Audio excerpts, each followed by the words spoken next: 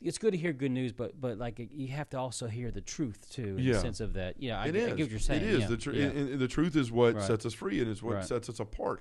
And so, like, the readings from the Sunday I was talking about, it starts off with first talking about Elijah in the Old Testament when he goes to follow Elijah. And you have a middle reading where Paul is talking to the Galatians. And I want to start off there because, the first thing he says is, brothers and sisters, for freedom Christ has set us free. So stand firm and do not submit again to the yoke of slavery. And I think we need to stop there for a second because I don't think that many of us look at our lives as that we have a yoke of slavery on us, right? We look at it as we're free. We do what we want, whenever we want. We live in the United States. We got all this stuff and means and abilities to do whatever we want.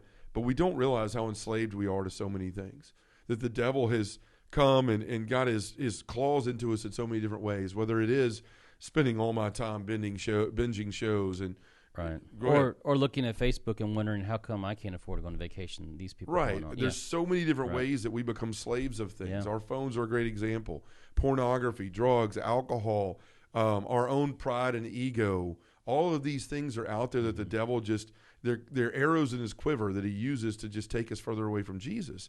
And we don't look at it as slavery because in the United States, we've just looked at these things as comforts, right? These are parts of my life I deserve and they make my life better and it's enjoyable. But anything that takes you away from Christ is a bad thing. And now, folks may say, well, what about my family? You know what?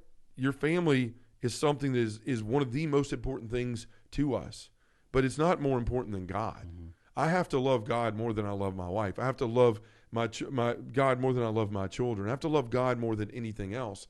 Now, the trick to that is when you love God properly, you are loving your family and your children the way that you're supposed to, right? Because of that love for Him.